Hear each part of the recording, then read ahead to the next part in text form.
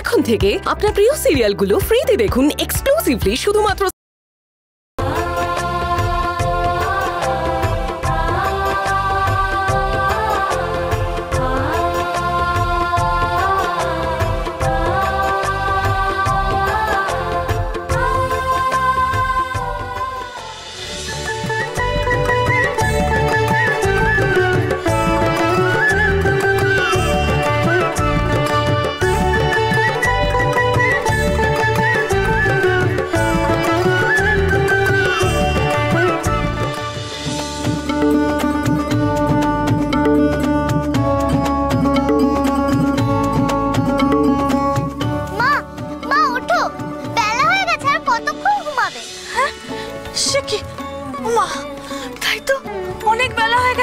তুই আমাকে আগে ডাকলি না কেন? না, তুমি হাত মুখ ধুয়ে নাও, আমি আনাজ জোগাড় করে আনি। এই দাঁড়া দাঁড়া দাঁড়া, এদিকে আয়। কোথায় যাচ্ছিস তুই? ঝুড়ি ভর্তি আনাজ আছে, একদম বেরোনোর ছুতো খুঁজবি না শীতলা। ও মা, ছুতো খুঁজবো কেন? ঘরে তো আনাজ নেই, তুমি দেখো।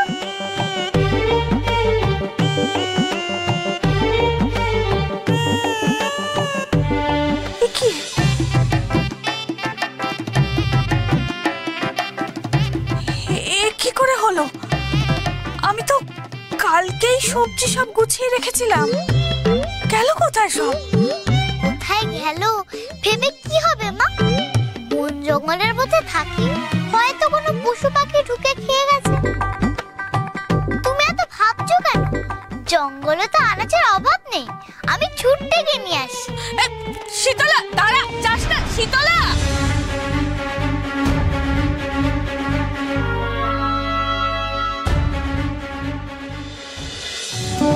এই হলো ব্রাহ্মী।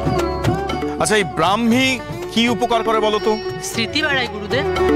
বাহ। আর এই দারুচিনি শর্করাকে নিয়ন্ত্রণ করে রক্ত সঞ্চালন বাড়ায় আর হজম শক্তি বাড়ায়। সবার যা লেখা লেখা হয়ে গেছে? আচ্ছা, এবার বলো, এক্ষুনি আমি যা বললাম, এই দারুচিনির উপকারিতা কি?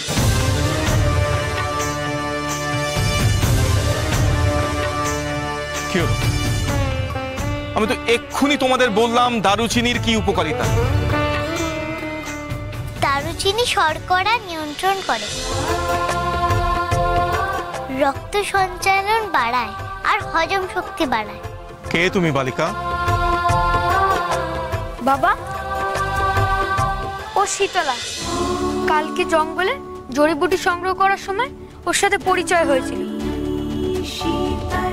ও আয়ুর্বেদ শিক্ষা নিতে খুব আগ্রহী, সেই জন্য আমি ওকে এখানে আসতে বলেছিলাম। অর্বাচীনের মতো কথা বলো না ঘন্টা কর্ণ।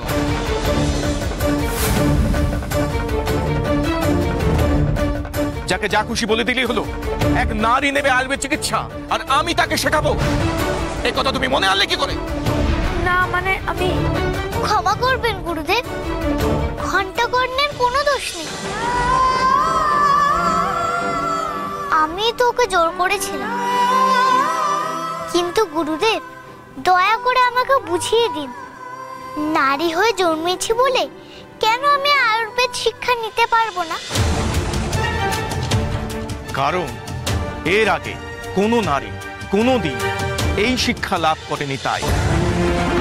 কবিরাজ মশাই, চিকিৎসা করতে হলে সব থেকে বেশি প্রয়োজন রোগীর জন্য মায়া, মমতা, সহানুভূতি, যা মেয়েদের মধ্যে জন্মগতভাবেই থাকে। তবু কেউ যদি মেয়েদের সুযোগ না দেয়, তারা কেমন করে শিক্ষা লাভ করবে? দয়া করে আমাকে একটা সুযোগ দিন। বাবা, শীতলা খুব ভালো মেয়ে, খুব পরোপকারী। ওই তো জঙ্গলে এক বুড়িমা অসুস্থ হয়ে পড়েছিল, শীতলা আমার সাহায্য নিয়ে তাকে সুস্থ করে তুলল, বাড়ি পৌঁছে দিল।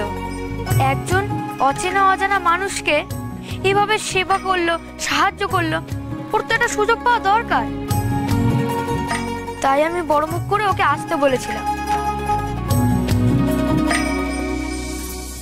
শুনুন,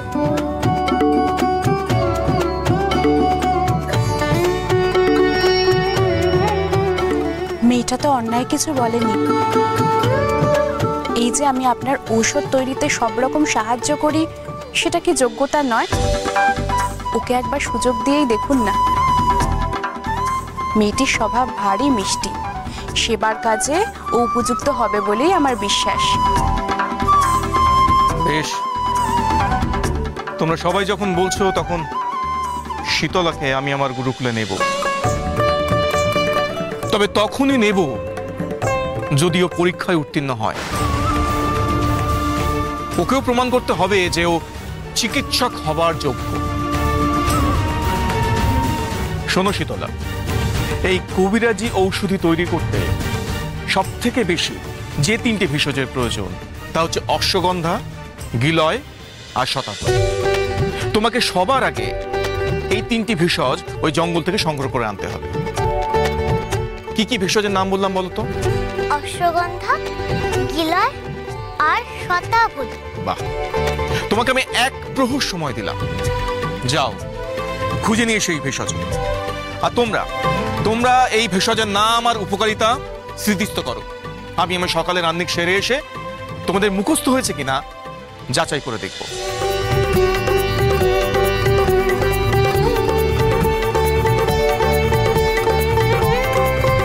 মা শীতলা, তোমার মুখখানি তো ভারী মিষ্টি। আমার মন বলছে আমার স্বামী তোমাকে শিষ্যা করবেন। তা উনি যা যা গুল্ম আনতে দিলেন সেগুলো তুমি চেনো তো? তাহলে যাও, দেরি না করে তাড়াতাড়ি নিয়ে এসো আর কবিরাজ মশাইয়ের মন জয় করো। কি হলো, কিছু বলবে? হ্যাঁ, মানে আমি ওই গুল্মগুলো চিনি না। সে কি কথা? তুমি আমাকে আগে বলবে তো। চলো, আমি তোমার সঙ্গে যাচ্ছি। সেই ভালো, তুই ওর সঙ্গে গিয়ে চিনিয়ে দে। কি হলো, যাবে না? গুরুদেব আমাকে বলেছেন নিজের ক্ষমতায় খুঁজে আনতে। পরে সাহায্য নিলে যে আচার্যর কথাকে অসম্মান করা হবে।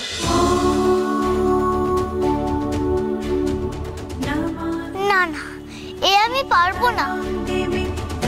ফাঁকি দিয়ে কিছু শিখলে সেই শিক্ষায় ফাঁকি থেকে যায়।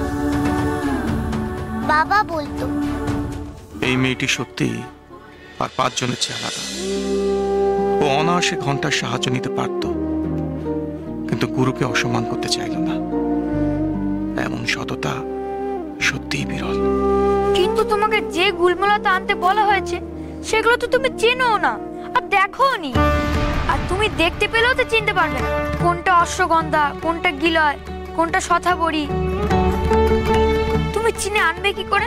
ঘণ্টাকর্ণ, যে সন্তান মায়ের পেটে 10 মাস থাকে সে কি মাকে দেখতে পায় গো?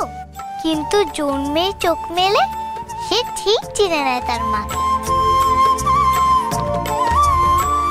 তাহলে তুমি বাবার দেওয়া পরীক্ষায় রাজি হলে কেন? তুমি ভেষজ না চিনলে আনবে কি করে? উপায় নিশ্চয়ই আছে। তুমি আমাকে ভেষজগুলি সম্পর্কে বুঝিয়ে দাও, তারপর আমি জঙ্গলে গিয়ে ওগুলোকে ঠিক খুঁজে বের করে আনবো। আচ্ছা বেশ। অশ্বগন্ধা হচ্ছে